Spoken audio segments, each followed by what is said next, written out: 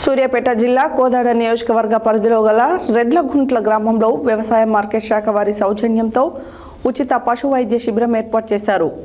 ముఖ్య అతిథులుగా వ్యవసాయ market committee chairman Epuri Tirupatamma, vice chairman Basheer, veterinary శ్రీనివాసరావులు పాల్గొని మాట్లాడారు. సూర్యాపేట జిల్లా కోదాడ నియోజకవర్గ పరిధిలో గల రెడ్లగుంట్ల గ్రామంలో వ్యవసాయ మార్కెట్ శాఖ వారి సౌజన్యంతో ఉచిత పశు వైద్య శిబిరం ఏర్పాటు చేశారు.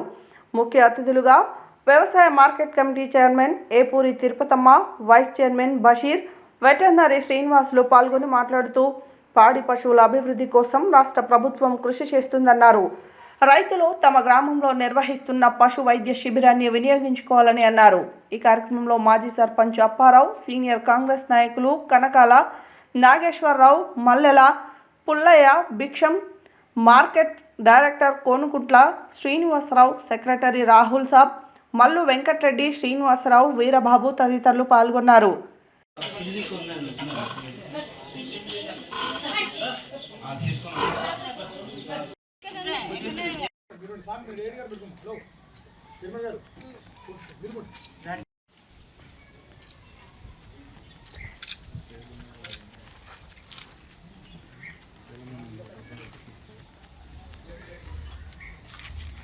ఓకే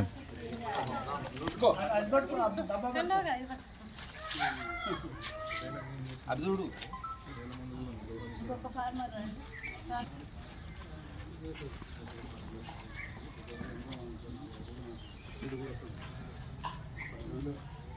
ఓకే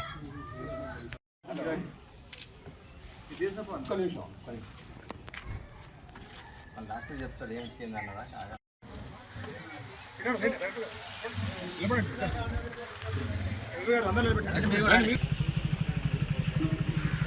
అన్న కూడా చెప్పండి అంటే ఒకసారి పెద్ద కూడా ఎందుకు జరగాలి ఎందుకు తాగనా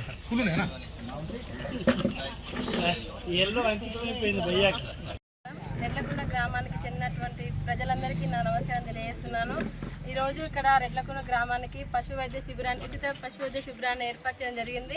ఇక్కడ పశువులకి మంచిగా ఉండడం కోసం వాటి